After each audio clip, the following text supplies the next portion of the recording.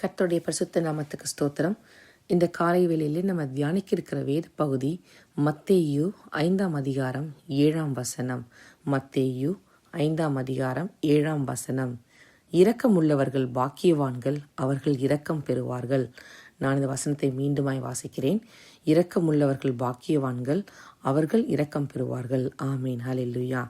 இந்த மத்தேயு 5ஆம் அதிகாரம் முழுவதுமே ஒரு மலை பிரசங்கம். நம்ம எல்லாருக்குமே தெரியாது இந்த வசனம் பிடிக்காத, இந்த அதிகாரம் பிடிக்காத ஜனங்களே கிடையாது. கிறிஸ்தவர்கள் மட்டுமல்ல, கிறிஸ்துவை அறிந்தும் கிறிஸ்துவை ஏற்றுக்கொள்ளாத ஜனங்களும் இந்த பகுதியை ரொம்ப வாசிப்பாங்க. நான் இயேசுடைய மலை பிரசங்கம் அது மிகவும் அருமையான வசனம். ஏன்னா அதில் இருக்கிற ஒவ்வொரு வார்த்தைகளும் ஒவ்வொரு வரிகளும் பார்த்திங்கன்னா அவங்களோட இருதயங்களை தொடும். எப்படி நம்ம இந்த உலகத்தில் வாழணும், இந்த உலகத்தில் வாழும்பொழுது நம்ம என்ன செய்யணும், நன்மை பெறுவதற்காக என்ன செய்யணும் அப்படிங்கிறது ரொம்ப அதிகமாக தெளிவாய் இந்த வசனம் சொல்லும். இந்த வசனத்தில் நீங்கள் பார்த்தீங்கன்னா ஆவி எளிமையுள்ளவர்கள் பாக்கியவான்கள், துயரப்படுகிறவர்கள் பாக்கியவான்கள், சாந்த குணம் உள்ளவர்கள் பாக்கியவான்கள், நீதியின் மேல் பசித்தாகம் உள்ளவர்கள் பாக்கியமார்கள், இருதயத்தில் சுத்தமுள்ளவர்கள் பாக்கியவான்கள். நம்ம இப்படி கட்ட காரியங்களெல்லாம் நம்ம பாக்கியவான்களாக இருந்தோம்னா நமக்கு என்ன விதமான ஆசீர்வாதம் கிடைக்கும் என்பதையும் இந்த அதிகாரம் முழுவதும் நமக்கு தெளிவாய் சொந்திருக்கும். அதில் ஒரு பகுதியாகத்தான் நம்ம இரக்கமுள்ளவர்கள் பாக்கியவான்கள், அவர்கள் இரக்கம் பெறுவார்கள்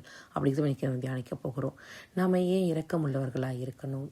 ஏன்னா இயேசுவானோட வேதம் தெளிவாய் சொல்கிறது, அவர் இரக்கத்திலே ஐஸ்வர்யமுள்ள தேவன் என்று. அவர் இரக்கத்தில் ஐஸ்வர்யமுள்ள தேவனாக இருக்கிறதுனால அவர் நம்மிடத்தில் எதிர்பார்க்குற காரியம் நாமளும் இரக்கமுள்ளவர்களாக இருக்கணும்னு சொல்லிட்டு. ஆனால் இன்றைக்கு கிறிஸ்தவர்களாகிய நம் மத்தியில் நம்ம எப்படி இருக்கிறோம்னா, வெளிப்புறமாய் நம்மளை காண்பிக்கும் பொழுது நம்ம இரக்கமுள்ளவர்களாய் நம்மை காண்பிக்கிறோம். ஆனால் உண்மையாலுமே நம்ம இரக்கமுள்ளவர்களாக இருக்கிறோமா அப்படின்றத நம்ம ஆராய்ந்து பார்க்கணும். அநேக நேரங்களில் நம்மோடு கூட இருக்கிற ஒரு குடும்பமோ அவங்க சில நேரங்களில் கடுமையான பாதைக்குள்ளே போகும் பொழுது நம்ம உதவி செய்கிற மாதிரி அந்த குடும்பத்துக்குள்ளே போய் உதவி செய்யும் பொழுது அங்கே பார்க்குற சூழ்நிலைகள்லாம் பார்த்து கொண்டு வீட்டில் நம்ம பேசுவோம், அவங்க அப்படி பண்ணாங்க, அதனால தான் அவங்களுக்கு இந்த காரியம் ஆகிட்டு அப்படி சொல்லிட்டு. ஆனால் அந்த காரியங்கள் எல்லாம் கர்த்தர் இருக்கிறார்.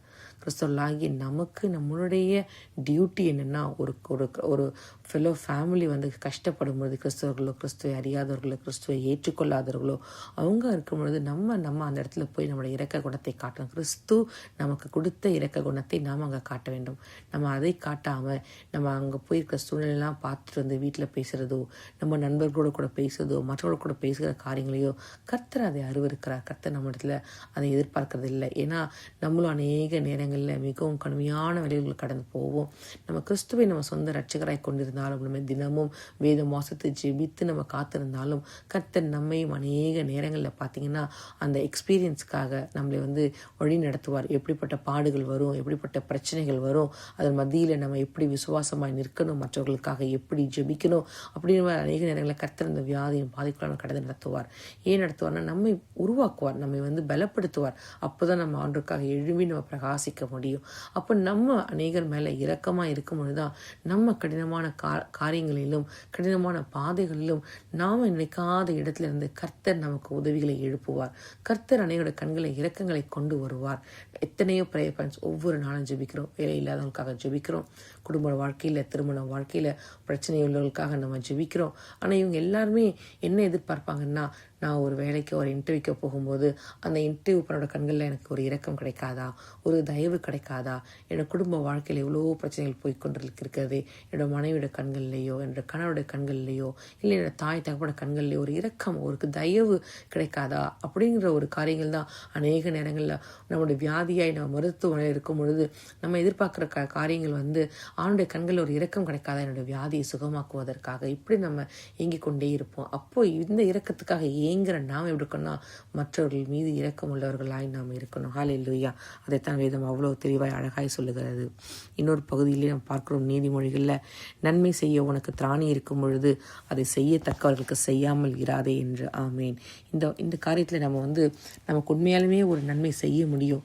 ஒருத்தர் நம்ம இடத்துல பண உதவியோடு கேட்டு வருகிறார்கள், நம்ம கிட்ட அந்த பணம் இருக்குது, அந்த பணம் நம்ம கிட்ட சும்மா இருக்குது, ஆனால் நம்மளும் வச்சுருப்போம், ஃப்யூச்சரில் ஏதோ ஒரு அவசரம், ஒரு ஆபத்துனா நமக்கு இந்த பணம் நமக்கு தேவையாக இருக்கணும், ஒரு ரெடி கேஷ் கையில் இருக்கும் நமக்கு. ஆனால் அந்த நேரம் நம்மளோட உற்றார் உறவினரோ நண்பர்களோ அவங்க எனக்கு ஒரு கடுமையான ஒரு சூழ்நிலை, எனக்கு பண உதவி தேவை இருக்குது, உங்களிடத்துல இருக்குதான்னு சொல்லும்பொழுது நம்ம நம்முடைய ஃப்யூச்சருக்காக வச்சிருக்கிறதுனால நம்ம என்ன சொல்லுவோம், இப்போ எட்ட இவ்வளோ தொகை இல்லையே அப்படின்னு நம்ம சொல்லுவோம். அது நமக்கு பார்க்கும்பொழுது நமக்கு அது நியாயமாக தான் தோன்றும். ஏன்னா நம்ம வீட்லேயும் ஒரு பிரச்சனை வரும்போது நம்ம உபயோகப்படுத்த நம்ம நினைப்போம். அந்த வேதம் சொல்லுகிறது, நன்மை செய்ய உனக்கு திராணி இருக்கும் பொழுது அதை செய்யத்தக்கவர்களுக்கு செய்யாமல் இராதே. அப்போ ஒரு இடத்துல இருக்கும் பொழுது நீ அந்த நன்மையை செய், இரக்கம் பாராட்டு. ஆனால் யாருக்கு அந்த இரக்கம் பாராட்டுகிறோம்? செய்யத்தக்கவர்களுக்குன்னு அந்த வேதம் தெளிவாய் சொல்லுகிறது.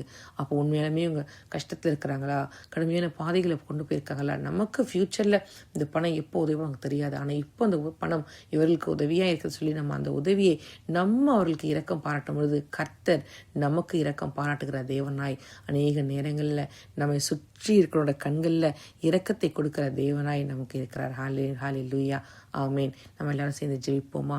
ஹல்லேலூயா. ஸ்தோத்திரம் ஏசப்பா, ஸ்தோத்திரம் தகப்பனே, ஸ்தோத்திரிக்கிற ராஜா. அப்பா, நீர் இரக்கம் செய்கிற தேவனாய் இருக்கிற தகப்பனே. ஹல்லேலூயா. அப்பா, நீர் இரக்கத்தில் ஐஸ்வர்யம் உள்ளவர். அப்பா, நீர் இரக்கத்தில் வல்லமை உள்ள தேவன் தகப்பனே. ஹல்லேலூயா. இரக்கம் உள்ளவர்கள் பாக்கியவான்கள், அவர்கள் இரக்கம் பெறுவார்கள் சொன்னீரே தகப்பனே. அப்பா, இரக்கம் எங்களுக்குள்ளே அந்த இரக்கத்தின் இருதயத்தை வைப்பீராகப்பா. எங்களுக்குள்ள ஒருவேளை அந்த கடினமான இருதயம் இருந்துச்சுன்னா இந்த காலை வேளையில் அதை எடுத்து போடுவீராக தகப்பனே. எங்களுக்கு ஒருவரை பார்க்கும் பொழுதே அப்பா, அவங்க பார்க்கும் பொழுது அந்த இரக்கம் எங்கள் உள்ளத்தில் வரணும் அப்பா. நீர் எங்களோட கூட பேசுங்க. எங்களுக்கு முன்பாக போகிறவங்களுக்கு வாழ்க்கையில் ஏதாவது பிரச்சனைகள் போராட்டத்தில் இருந்தால் எங்களுடைய இருதயத்தின் இரக்கத்தின் நிமித்தம் அப்பா, நாங்கள் அவர்களுக்கு இரக்கம் பாடுறதுக்கான கிருபை, அந்த பலத்தை நீர் எங்களுக்கு இந்த நாளிலே கொடுக்கும்படியாக நாங்கள் ஜெபிக்கிறோம் தகப்பனே. ஹல்லேலூயா. ஏசப்பா, நீங்கள் அப்படியே செய்ய போவதற்காக நன்றி அப்பா. இயேசுவுடன் ஜெபிக்கிறேன் நல்ல பிதாவே, ஆமீன்.